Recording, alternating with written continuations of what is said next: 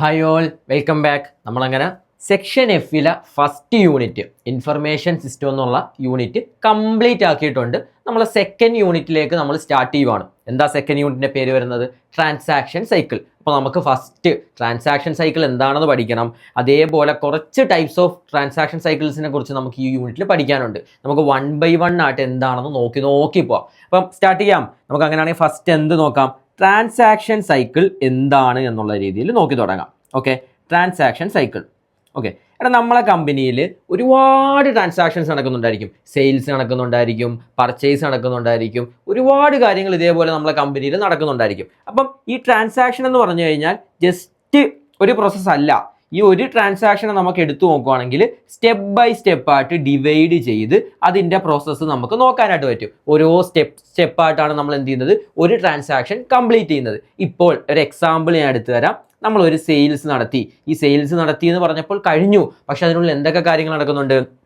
ആദ്യം സെയിൽസിൻ്റെ ഓർഡർ എടുക്കുന്നുണ്ട്, ഇൻവെൻട്രി ഉണ്ടോ എന്ന് ചെക്ക് ചെയ്യുന്നുണ്ട്, പ്രോപ്പർലി അതിൻ്റെ ഇൻവോയ്സ് പ്രിപ്പയർ ചെയ്ത് സെയിൽ ചെയ്ത് ആളുകളിലേക്ക് എത്തിച്ചു, അവരിൽ നിന്നും പൈസ കളക്ട് ചെയ്തു. ഇങ്ങനെ ഒരുപാട് പ്രോസസ്സ് നടന്നിട്ടാണ് നമ്മളൊരു സെയിലിനെ എന്ത് ചെയ്യുന്നത്? റെക്കോർഡ് ചെയ്യുന്നത്. അപ്പം ഇതേപോലെ കമ്പനിയുടെ ഉള്ളിൽ ഒരുപാട് ട്രാൻസാക്ഷൻസ് നടക്കുന്നുണ്ട്.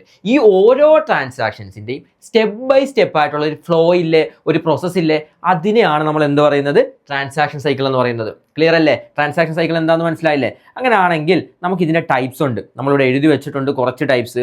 Revenue to cash, purchase to expenditure, അങ്ങനെ കുറച്ച് ടൈപ്സ് ഉണ്ട്. ഏകദേശം നമുക്കൊരു 7 ടൈപ്സിനെ കുറിച്ച് പഠിക്കാനുണ്ട്. നമ്മളെ ടോപ്പിക്കിൽ, നമ്മളെ സിലബസിൽ ഒരു 7 ടൈപ്സ് ഓഫ് ട്രാൻസാക്ഷൻ സൈക്കിൾ നമുക്ക് പഠിക്കാനുണ്ട്. അതിലെ ഫസ്റ്റ് ട്രാൻസാക്ഷൻ സൈക്കിളാണ് നമ്മൾ ഈ ഒരു വീഡിയോയിൽ കവർ ചെയ്യാനായിട്ട് പോകുന്നത്. എന്താണ്? റവന്യൂ ടു ക്യാഷ് സൈക്കിൾ, അല്ലെങ്കിൽ സിമ്പിളായിട്ട് സെയിൽ സൈക്കിൾ. ഓക്കെ അല്ലേ? അപ്പം ഞാൻ നേരത്തെ പറഞ്ഞതുപോലെ ഒരു സെയിൽ നമ്മൾ റെക്കോർഡ് ചെയ്യുന്നുണ്ടെങ്കിൽ അത് എവിടെ തുടങ്ങി എവിടെയാണ് എൻഡ് ആവുന്നത്, അതിനിടയിൽ എന്തൊക്കെ സ്റ്റെപ്സ് കംപ്ലീറ്റ് ചെയ്തിട്ടാണ് നമ്മളൊരു സെയിൽസ് കംപ്ലീറ്റ് ചെയ്യുന്നത്, അല്ലെങ്കിൽ ഒരു സെയിൽ സൈക്കിൾ എന്ന് പറയുന്നത് നമുക്ക് നോക്കാം. ഫസ്റ്റ് തന്നെ ഞാൻ പറഞ്ഞതുപോലെ ഒരു കസ്റ്റമർ വന്നിട്ട് എനിക്ക് ഓർഡർ തന്നു. എത്ര ഓർഡറാണ്? ഇപ്പോൾ എനിക്ക് എൻ്റെ കയ്യിൽ ഒരു 100 യൂണിറ്റ് വേണം എന്നുള്ള രീതിയിൽ ഓർഡർ തന്നു. ഇവിടെ തുടങ്ങുന്നതാണ് ഒരു സെയിൽ സൈക്കിളിൻ്റെ സ്റ്റാർട്ട്. ഒരു ഓർഡർ കിട്ടിയാൽ, ഒരു കസ്റ്റമറുടെ കയ്യിൽ നിന്നും ഓർഡർ കിട്ടിക്കഴിഞ്ഞാൽ നമ്മൾ എന്ത് തുടങ്ങും? സെയിൽസ് സൈക്കിൾ സ്റ്റാർട്ട് ആയിട്ടുണ്ട്. ഒരു ട്രാൻസാക്ഷൻ സൈക്കിളാണ്. കമ്പനിയിൽ ഒരു ട്രാൻസാക്ഷൻ അല്ലേ സെയിൽസ് എന്നുള്ളത്. അതപ്പോൾ സ്റ്റാർട്ട് ചെയ്യുന്നത് എവിടെ നിന്നാണ്? കസ്റ്റമേഴ്സിൻ്റെ കയ്യിൽ നിന്നും ഫസ്റ്റ് ഓർഡർ കിട്ടുമ്പോൾ. എവിടെയാണ് എൻഡ് ആവുന്നത്? Cash collection. ഈ ക്യാഷ് കസ്റ്റമേഴ്സിന് സെയിൽ ചെയ്ത് കഴിഞ്ഞിട്ട് കസ്റ്റമറുടെ കയ്യിൽ നിന്നും ക്യാഷ് എപ്പോഴാണോ കളക്ട് ചെയ്ത് കിട്ടുന്നത് അത്രയും ടൈം അല്ലെ അത്രയും പ്രോസസ്സ് ഇതിനുള്ളിൽ നടക്കുന്നുണ്ട്. ഏതൊക്കെയാണെന്ന് നമുക്ക് 1 by 1 നോക്കാം. അപ്പം എവിടെയാണ് സ്റ്റാർട്ട് ചെയ്യുന്നത്? കസ്റ്റമർ ഓർഡറിൽ നിന്നും എവിടെയാണ് എൻഡ് ആവുന്നത്? ക്യാഷ് കളക്ട് ചെയ്യുന്നതും. ആ ഒരു സൈക്കിൾ, ഇതിനുള്ളിൽ നടക്കുന്ന സ്റ്റെപ്പ് ബൈ സ്റ്റെപ്പ് പ്രോസസ്സിനെയാണ് എന്ത് പറയുന്നത്? സെയിൽ സൈക്കിൾ അല്ലെങ്കിൽ റവന്യൂ ടു ക്യാഷ് സൈക്കിൾ എന്ന് പറയുന്നത്. ഒരു ഐഡിയ കിട്ടിയില്ലേ? ഇനിഷ്യലി ഒരു ഐഡിയ കിട്ടിയില്ലേ? ഇനി ഇതിനകത്ത് ഈ ഒരു സെയിൽ സൈക്കിളിനകത്ത് AES എന്താണ് റോള്? AES കാര്യങ്ങൾ വെച്ചിട്ടാണ് നമ്മൾ ചെയ്യുന്നത്. എന്ത് വെച്ചിട്ടാടാ? AES വെച്ചിട്ട് നമുക്ക് കസ്റ്റമേഴ്സിന് എന്തെങ്കിലും ബാലൻസ് ഇനി തരാനുണ്ടോ എന്ന് നോക്കാം. നമുക്ക് എന്തെങ്കിലും പെൻഡിങ് കിട്ടാനുണ്ടോ എന്ന് നോക്കാം. പേയ്മെന്റ് ഹിസ്റ്ററി, ഓൾറെഡി തന്ന ഹിസ്റ്ററി കാര്യങ്ങൾ നമുക്ക് AES വെച്ച് റിപ്പോർട്ട്സ് നോക്കിയിട്ട് മനസ്സിലാവും. അതേപോലെ കസ്റ്റമേഴ്സിന്റെ ക്രെഡിറ്റ് ലിമിറ്റ്, റേറ്റിംഗ്, ഓൾറെഡി നമ്മളെ കയ്യിലുള്ള കസ്റ്റമർ ആണെങ്കിൽ അവർ നമുക്ക് എങ്ങനെയാണ് പൈസ തരുന്നത്, കറക്റ്റ് പ്രോപ്പർ പീരീഡിൽ തരുന്നുണ്ടോ, അതോ പെൻഡിങ്ങിലേക്ക് പോകുന്നവരാണോ, നമുക്കൊരു ക്രെഡിറ്റ് ലിമിറ്റ് കാര്യങ്ങളൊക്കെ സെറ്റ് ചെയ്യാൻ വേണ്ടി പറ്റില്ലേ? അതിനെന്ത് വേണം? ഇൻഫർമേഷൻ സിസ്റ്റം വേണം. പ്രോപ്പർ ഇൻഫർമേഷൻസ് സിസ്റ്റംസ് നല്ല രീതിയിൽ ട്രാക്ക് ചെയ്ത് വെച്ചിട്ടുണ്ടെങ്കിൽ നമുക്ക് ഈ റിപ്പോർട്ട്സ് വെച്ചിട്ട് ഇതെല്ലാം നോക്കാനായിട്ട് പറ്റും. ഇനി ഞാൻ പറഞ്ഞതുപോലെ AES എന്താണ് ഈ സൈക്കിളിൽ ചെയ്യുന്നത്? ഈ ഒരു സെയിൽസ് സൈക്കിളിന്റെ വർക്കിംഗ് ഞാൻ പറഞ്ഞിട്ടില്ല. AES എന്താണ് ഫസ്റ്റ് ചെയ്യുന്നത് നമുക്ക് നോക്കാം. എന്താണ്? സെയിൽസിനെ ട്രാക്ക് ചെയ്യും. വേണ്ടേ? എത്രയാണ് നമുക്ക് സെയിൽസ് നടന്നത്, എത്രയൊക്കെയാണ് സെയിൽസ് വരുന്നത്, ആ രീതിക്ക് സെയിൽസിനെ പ്രോപ്പർലി AES ഉണ്ടെങ്കിൽ എന്ത് ചെയ്യാൻ വേണ്ടി പറ്റും? ഈ ഒരു ക്യാഷ് സൈക്കിൾ ഈ ഒരു സെയിൽസ് സൈക്കിളിനുള്ളിൽ ട്രാക്ക് ചെയ്യാനായിട്ട് പറ്റും. അതേപോലെ ഓർഡർ ഫുൾഫിൽമെന്റ്, അതായത് ഓർഡർ പ്രോപ്പർലി ഫുൾഫിൽ ചെയ്യാൻ വേണ്ടി പറ്റിയിട്ടുണ്ടോ, നമുക്ക് ചെയ്യാൻ വേണ്ടി പറ്റിയിട്ടുണ്ടോ എന്ന് നമുക്ക് റെക്കോർഡ് ചെയ്യാനായിട്ട് പറ്റും. ഓക്കെ, അത് കഴിഞ്ഞിട്ട് എന്താ? കസ്റ്റമേഴ്സ് ഡേറ്റ മെയിൻറ്റെയിൻ ചെയ്യണം. കസ്റ്റമേഴ്സ് ഡേറ്റ ഇമ്പോർട്ടൻ്റ് ആണ്. നമുക്ക് ഓരോ കസ്റ്റമേഴ്സിനെ നമ്മൾ പ്രോപ്പർലി ട്രീറ്റ് ചെയ്യുന്നുണ്ടോ ഇല്ലെന്നൊക്കെ നോക്കാനായിട്ട് കസ്റ്റമേഴ്സ് ഡേറ്റ ഇമ്പോർട്ടൻ്റ് ആണ്. അത് മെയിൻറ്റെയിൻ ചെയ്യാനായിട്ട് AES ഹെൽപ്പ് ചെയ്യും. ഇൻവോയ്സ് ജനറേറ്റ് ചെയ്യുക. ഓരോ സെയിൽസിനും എന്ത് വേണോടാ? ബില്ല് വേണം. ബില്ലുണ്ടെങ്കിൽ ആ ട്രാൻസാക്ഷൻസ് നമുക്ക് നാളെ ഓഡിറ്റിംഗ് വരുമ്പോഴത്തേക്കും ക്രോസ് ചെക്ക് ചെയ്ത് ഓക്കെ ആണോ നോക്കാനൊക്കെ പറ്റുള്ളൂ. അപ്പോൾ ബില്ല് നിർബന്ധമാണ്. അപ്പം ഇൻവോയ്സ് ജനറേറ്റ് ചെയ്യാൻ വേണ്ടിയിട്ട് AES ഹെൽപ്പ് ചെയ്യും. അതേപോലെ ക്യാഷ് കളക്ഷൻ റെക്കോർഡ് ചെയ്യാനായിട്ട്, ക്യാഷ് കളക്ട് ചെയ്യാനല്ല, ക്യാഷ് കളക്ഷൻ റെക്കോർഡ് ചെയ്യാൻ. ഇപ്പോൾ കിട്ടിയ പൈസ എത്രയാണെന്ന് അറിയണം, ഇനി എത്രയാണ് പെൻഡിങ് ഉള്ളതെന്ന് നമുക്കറിയണം. Okay, payment pending.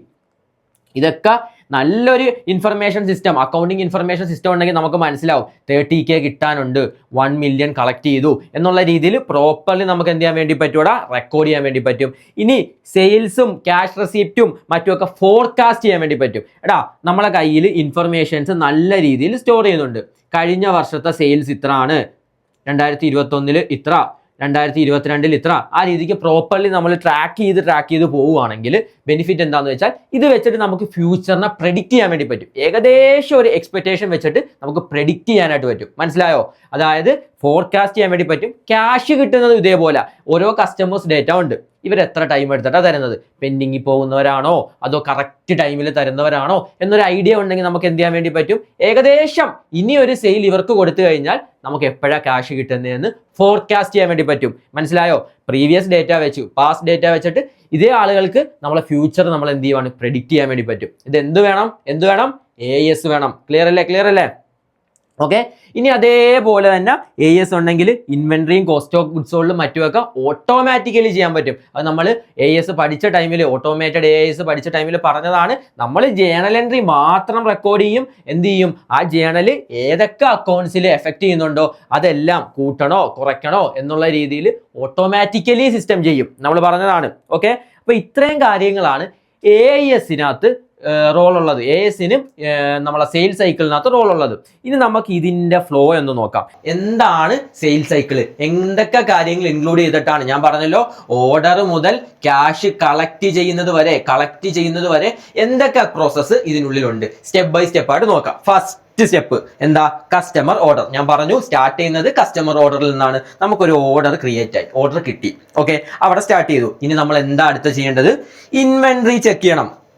നമ്മളെ കയ്യിൽ ഈ ഒരു സെയിൽ മീറ്റ് ചെയ്യാനായിട്ടുള്ള ഇൻവെന്ററി ഉണ്ടോന്ന്, അതായത് നമുക്ക് 100K യൂണിറ്റ് ഇൻവെന്ററി വേണം സെയിൽ ചെയ്യാനായിട്ട്, ഇതുണ്ടോന്ന് ചെക്ക് ചെയ്യണ്ടേ? 70K ഉള്ളെങ്കിൽ നമുക്ക് സെയിൽ നടത്താൻ പറ്റുമോ? പറ്റില്ല. പ്രോപ്പർലി ഇൻവെന്ററി ഉണ്ടോന്ന് ചെക്ക് ചെയ്യുക. ഓക്കെ അല്ലേ? ക്ലിയർ അല്ലേ? ഇനി എന്ത് ചെയ്യുക?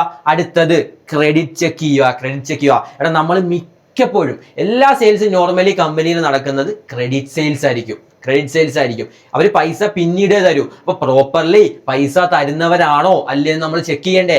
ചെക്ക് ചെയ്തില്ലെങ്കിൽ എന്താ പ്രശ്നം? നമുക്ക് ബാഡ് ഡെപ്റ്റ് ഉണ്ടാവാനുള്ള സാധ്യതയുണ്ട്. സോ ക്രെഡിറ്റ് ചെക്ക് ചെയ്യുക. 3 പ്രോസസ്സ് കംപ്ലീറ്റ് ചെയ്തു. നാലാമത്തെ എന്താ? Credit card authorization. ഇവർ ക്രെഡിറ്റ് കാർഡ് ത്രൂ പേയ്മെന്റ് ചെയ്യുന്നവരാണെങ്കിൽ ആ കാർഡ് ഓക്കെ ആണോ, അതിന്റെ കാര്യങ്ങൾ ഒന്ന് ചെക്ക് ചെയ്യുക. കാരണം ഒരു ക്രെഡിറ്റ് കാർഡ് വർക്ക് ചെയ്യുന്നത് എങ്ങനെയാണെന്ന് വെച്ചാൽ നമ്മൾ ഇന്ന് അതിന്റെ ബാലൻസിന് വേണ്ടിയിട്ട് നമ്മൾ റിക്വസ്റ്റ് കൊടുത്തു കഴിഞ്ഞാൽ കുറച്ച് ദിവസം കഴിയും, ഏകദേശം ഒരു 7 days മറ്റുമൊക്കെ കഴിഞ്ഞിട്ടായിരിക്കും ആ കാർഡ് വർക്ക് ആവുന്നുണ്ടോ അല്ലെങ്കിൽ നമുക്ക് പൈസ കിട്ടുന്നത്. അങ്ങനെ ആയിരിക്കും ക്രെഡിറ്റ് കാർഡ് വർക്ക് ചെയ്യുന്നത്. സോ അതിന്റെ ഓതറൈസേഷൻ എങ്ങനെ ഉണ്ടെന്ന് പ്രോപ്പർലി ചെക്ക് ചെയ്യുക. ഓക്കെ അല്ലേ? കറക്റ്റ് ഓക്കെ അല്ലേ? സെറ്റ് അല്ലേ? ഇനിയിപ്പം 5ാമത്തെ പ്രോസസ്സിലേക്ക് പോവാം. Invoice plus packing slip generated. എന്ത് വേണം? ഈ സെയിൽ ചെയ്യുന്നതിന് മുമ്പ് അതിന്റെ ഇൻവോയിസ് സെറ്റ് ചെയ്യണം. അതേപോലെ നല്ലൊരു ബോക്സിലൊക്കെ ആയിരിക്കും നമ്മൾ സെയിൽ നടത്തുന്നത്. അപ്പൊ അതിനകത്ത് നിങ്ങൾ കണ്ടില്ലടാ, ഓൺലൈനിൽ ഒരു സാധനം വാങ്ങുമ്പോൾ ഒരു സ്ലിപ്പ് ഉണ്ടായിരിക്കും, ഇന്ന ആൾക്കാണ്, ഇന്ന പ്രൊഡക്റ്റ് ആണ്, ഇന്നതാണ് ഡീറ്റെയിൽസ് ഒക്കെ വെച്ചിട്ട് ആ കാര്യങ്ങളൊക്കെ പ്രോപ്പർലി എന്ത് ചെയ്യണം? ജനറേറ്റ് ചെയ്യണം. ഓക്കെ. ഇനി വെയർ ഹൗസിൽ നിന്ന് പിക്ക് ചെയ്യുക, പാക്ക് ചെയ്യുക, ഷിപ്പ് ചെയ്യുക. ഈ സാധനങ്ങളെല്ലാം ഇപ്പോഴും നമ്മളെ വെയർ ഹൗസിൽ ഇരിക്കുക. ഇതിനെ നല്ല രീതിയിൽ പാക്ക് ചെയ്തു. ഞാൻ പറഞ്ഞതുപോലെ ആ ഒരു ഇൻവോയിസ്, ആ ഒരു പാക്കിംഗ് സ്ലിപ്പ് ഒട്ടിച്ചു. അതിനുശേഷം ഇത് നമ്മളെ കസ്റ്റമേഴ്സിന്റെ കയ്യിലേക്ക് എത്തിക്കാൻ വേണ്ടിയിട്ട് ആദ്യം പിക്ക് ചെയ്തു, പ്രോപ്പർലി ഷിപ്പ് ചെയ്യണം, അവരിലേക്ക് എത്തിക്കാനായിട്ട് ഷിപ്പ് ചെയ്യണം. ഇത്രയും കാര്യങ്ങൾ നടക്കുന്നുണ്ടോ എന്ന് ചെക്ക് ചെയ്യുക. ഓക്കെ. അപ്പൊ ഇത് എവിടം വരെ എത്തി? ഗുഡ്സ് കസ്റ്റമേഴ്സിന്റെ കയ്യിൽ എത്തിയിട്ടുണ്ട്. ഇനി എന്താ വേണ്ടത്? അക്കൗണ്ട്സ് റിസീവബിൾ, ഇൻവെന്ററി, ഇതുപോലെ എന്തൊക്കെ ജേണൽ എൻട്രീസിനെ അഫക്ട് ചെയ്യുമോ ഈ സെയിൽസ്? സെയിൽ നടന്നാൽ ഞാൻ പറഞ്ഞതുപോലെ ക്രെഡിറ്റ് സെയിലാണ്, സെയിൽ കൂടി സ്വാഭാവികമായിട്ടും അക്കൗണ്ട് റിസീവബിൾ കൂട്ടണം, ഇൻവെന്ററി എന്ത് ചെയ്യണം? കുറയ്ക്കണം. നമ്മളെ കയ്യിൽ നിന്നും ഗുഡ്സ് പോയി ഇൻവെന്ററിന് വെക്കാൻ പാടില്ല, ഇൻവെന്ററിയെ കുറയ്ക്കണം. അതേപോലെ കോസ്റ്റ് ഓഫ് ഗുഡ്സ് സോൾഡ് കൂട്ടണം. അപ്പൊ ഇത് ഏതൊക്കെ ജനറൽ അക്കൗണ്ടിൽ അഫക്ട് ചെയ്യുന്നുണ്ടോ, ഏതൊക്കെ ലെഡ്ജേഴ്സിൽ അഫക്ട് ചെയ്യുന്നുണ്ടോ അതെല്ലാം എന്ത് ചെയ്യണം? അപ്ഡേറ്റ് ചെയ്യണം. ഇത് ഓട്ടോമേറ്റഡ് AS ആണെങ്കിൽ അവിടെ ഓട്ടോമാറ്റിക്കലി നടന്നോളൂ, ഇല്ലെങ്കിൽ നമ്മൾ മാനുവലി പോയിട്ട് അപ്ഡേറ്റ് ചെയ്യണം. ഓക്കെ അല്ലേ? ഇപ്പൊ അപ്ഡേഷൻ കഴിഞ്ഞു. ഇനി എന്തെങ്കിലും റിട്ടേൺ വരുന്നുണ്ടോ നോക്കുക. റിട്ടേൺ നമ്മൾ സെയിൽ ചെയ്തത് അവർക്ക് റിട്ടേൺ പീരീഡ് ഉണ്ടായിരിക്കും. നമ്മൾ ഓൺലൈനിൽ നിന്ന് വാങ്ങിയാൽ 10 ദിവസം റിട്ടേൺ ഉണ്ട്. നമുക്ക് റിട്ടേൺ വന്നാൽ അക്സെപ്റ്റ് ചെയ്തേ പറ്റൂ. റിട്ടേൺ വരുന്നുണ്ടോ നോക്കുക.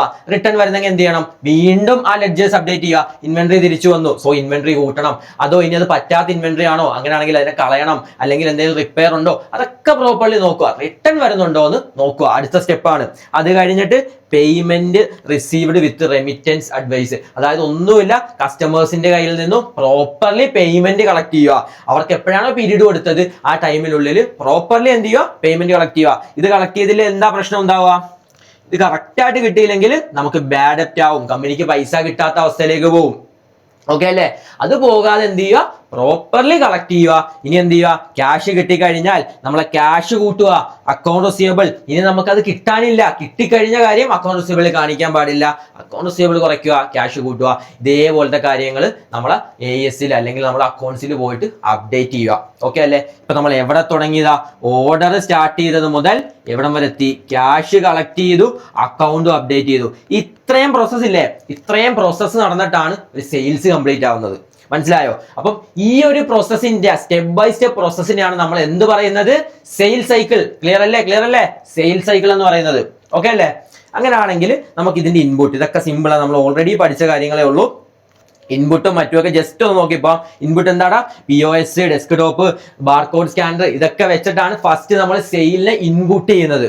ഓക്കെ അല്ലേ? നമുക്ക് അറിയാവുന്ന കാര്യങ്ങളാണ്, റിപ്പീറ്റേഷൻ ആണ്. പിന്നെ അതേപോലെ ഔട്ട്പുട്ട് സെയിൽസ് റിപ്പോർട്ട് കിട്ടും, ഇൻവെന്ററി റിപ്പോർട്ട് കിട്ടും. കിട്ടില്ലേ? എത്ര സെയിൽ നടത്തിയെന്ന് സെയിൽസ് റിപ്പോർട്ട് നോക്കിയാൽ മനസ്സിലാവും. ഇൻവെന്ററി റിപ്പോർട്ട് എന്താ? എത്ര ഇൻവെന്ററി നമ്മൾ ഇത് പോയിട്ടുണ്ട്, റിമൈനിങ് എത്ര ഉണ്ട്, അതൊക്കെ അറിയാൻ പറ്റും. Customer statement, customers properly payment ചെയ്യുന്നുണ്ടോ, അവരുടെ ബാങ്കിങ് സ്റ്റേറ്റ്മെന്റ് കാര്യങ്ങളെല്ലാം കിട്ടും. അതേപോലെ ഏജിംഗ് റിപ്പോർട്ട് എന്ന് പറഞ്ഞാൽ ഒന്നുമില്ല, അവർക്ക് എപ്പോഴാണോ ക്രെഡിറ്റ് പീരീഡ് കൊടുത്തത്, അവർ എപ്പോഴാണോ നമുക്ക് തിരിച്ചു തന്നത്. ഇപ്പൊ 30 ദിവസം കൊടുത്തു, 10ാമത്തെ ദിവസം തന്നവരുണ്ടായിരിക്കും, 40ാമത്തെ ദിവസം തന്നവരുണ്ടായിരിക്കും. അതിനെയാണ് ഏജിംഗ് റിപ്പോർട്ട് എന്ന് പറയുന്നത്. എപ്പോഴാണ് നമുക്ക് കറക്റ്റ് പേയ്മെന്റ് തന്നത്, ക്യാഷ് കളക്ട് ചെയ്തത്, ആ ഡേറ്റാസ് ആയിരിക്കും ഉണ്ടാവുക. കളക്ഷൻ റിപ്പോർട്ട്, എപ്പോഴാണ് ഇവർ പ്രോപ്പർലി ക്യാഷ് നമുക്ക് തന്നത്, നമ്മൾ കളക്ട് ചെയ്തെടുത്തേക്കുന്നത്. ഓക്കെ അല്ലേ? ക്ലിയർ അല്ലേ? പിന്നെ ക്യാഷ് റെസിപ്റ്റ് ഫോർകാസ്റ്റ്, നമുക്ക് ക്യാഷ് കിട്ടിയതിന്റെ ഫോർകാസ്റ്റ് ചെയ്തേക്കുന്ന ഡേറ്റാസ് നമുക്ക് ഉണ്ടാക്കാൻ പറ്റും ഫ്യൂച്ചറിലേക്ക് വേണ്ടിയിട്ട്. അതേപോലെ data for financial statement and credit loss estimation. ഇപ്പൊ നമുക്ക് സെയിൽ നടത്തുമ്പോൾ ഞാൻ പറഞ്ഞു ബാഡ് ഡെപ്റ്റ് ഉണ്ടാവാൻ നോക്കണം, പക്ഷേ സാധ്യതയുണ്ട് ബാഡ് ഡെപ്റ്റ് ഉണ്ടാവാൻ. അപ്പൊ അങ്ങനെ എന്തെങ്കിലും ഉണ്ടെങ്കിൽ അത് നമുക്ക് എസ്റ്റിമേറ്റ് ചെയ്യാൻ വേണ്ടിയിട്ട് പ്രീവിയസ് ഡേറ്റ വെച്ച് യൂസ് ചെയ്യാൻ പറ്റും. അതേപോലെ നമ്മളെ FS ഫൈനാൻഷ്യൽ സ്റ്റേറ്റ്മെന്റ് പ്രിപ്പയർ ചെയ്യാൻ വേണ്ടിയിട്ട് ഈ ഡേറ്റാസ് യൂസ് ചെയ്തൂടെ? സെയിൽസ് വേണ്ടേ? അപ്പൊ സെയിൽസിന്റെ ഡേറ്റാസ് വെച്ചിട്ട് AS വെച്ചിട്ട് നമുക്ക് എന്ത് ചെയ്യാൻ വേണ്ടി പറ്റും? ഫൈനാൻഷ്യൽ സ്റ്റേറ്റ്മെന്റ് പ്രിപ്പയർ ചെയ്യാൻ വേണ്ടി പറ്റും. അപ്പൊ ഇത്രയുമാണ് നമ്മൾ എന്തിന് പഠിക്കുന്നത്? ഫസ്റ്റ് സൈക്കിൾ ആയിട്ടുള്ള സെയിൽസ് സൈക്കിളിൽ പഠിക്കുന്നത്. ഓക്കെ അല്ലേ? അല്ലെങ്കിൽ റവന്യൂ ടു ക്യാഷ് സൈക്കിൾ പഠിക്കുന്നത്. ഇതേപോലെ നമുക്കൊരു 6 സൈക്കിൾ കൂടി പഠിക്കാനുണ്ട്. അതാണ് നമ്മളെ യൂണിറ്റ് 2. ഓക്കെ അല്ലേ? അപ്പൊ ഈ വീഡിയോയിൽ നമുക്ക് ഈ ഒരു സൈക്കിൾ പഠിക്കാം. 1 by 1 സൈക്കിൾസ് ആയിട്ട് നമുക്ക് പഠിക്കാം. സിമ്പിൾ ആണ്. എന്താണ് അതിന്റെ proper step by step process എന്ന് മനസ്സിലാക്കിയിരിക്കുക. അത് നിങ്ങൾ കോൺസെപ്ച്വലി ആലോചിച്ച് കഴിഞ്ഞാൽ എന്താണ് അതിലേക്ക് ഇൻപുട്ട് ചെയ്യേണ്ടതെന്ന് കിട്ടും, അതിന്റെ റിപ്പോർട്ട്സ് എന്താണെന്ന് നമുക്ക് കിട്ടും, അതുകൊണ്ടുള്ള യൂസ് എന്താണെന്ന് നമുക്ക് കിട്ടും. ഓക്കെ അല്ലേ? ക്ലിയർലി ആ ഒരു പ്രോസസ് ആണ് ഫസ്റ്റ് മനസ്സിലാക്കി വെക്കേണ്ടത്. അപ്പൊ നമുക്ക് അടുത്ത വീഡിയോയിൽ അടുത്ത സൈക്കിളുമായിട്ട് കാണാം. Okay, thank you.